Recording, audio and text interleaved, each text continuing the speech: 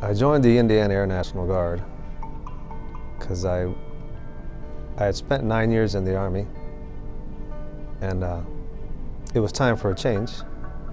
And I had a buddy who used to come out here for drill. He used to tell me all the wonderful stories of how the Air Force operated.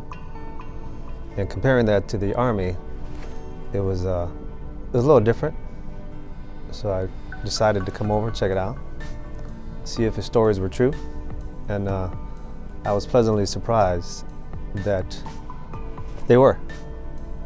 You were still serving your country, still serving the military, but the attitudes had changed from Army to Air Force. It was a nice, pleasant change. Total, I have 28 years of service. The first 9 of those were Army. The first 3 of those Army were active duty. So since 2001 is when I transferred over. Currently, I'm the Chief of Safety for the base. The Chief of Safety basically is in charge of all the safety aspects for the base, whether it has to do with flying, flight line, occupational, anything involved with safety, OSHA regulations, comes through our office. We have to make sure the base is following all regulations, all guidelines, has all the proper PPE, and periodically we do inspections to make sure all the units are following the guidelines and the safety procedures that are set out. On the civilian side, I'm a firefighter with the East Chicago Fire Department. What I do there is basically hold the front lines in a local setting.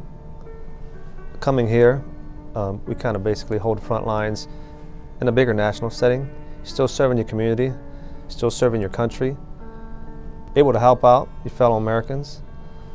I happen to be fortunate to have an employment agency where they allow me the opportunity to come whenever I need to.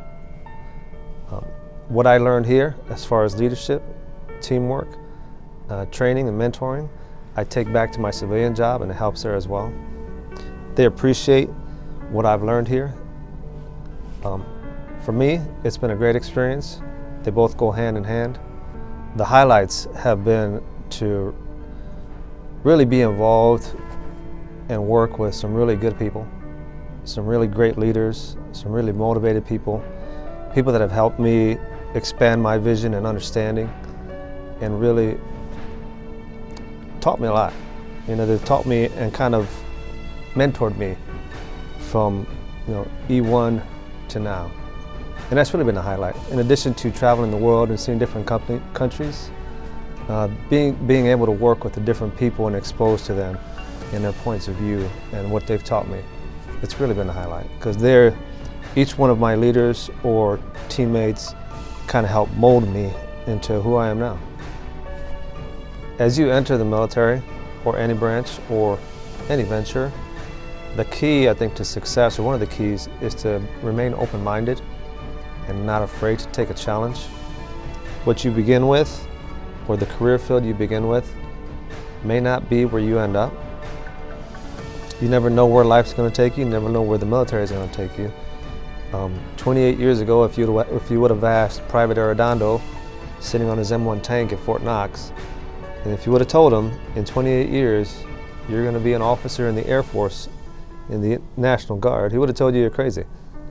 But you never know what's going to happen. You just have to be open-minded, accept new challenges, and as you grow physically, you will grow mentally, and you'll want to take on those new challenges, and you'll never know where you'll end up. But it's going to be a positive trip, it's going to be a good experience, and it's all going to be beneficial to you and the country you serve. I'm Major Marco Arredondo, and this is my 181 story.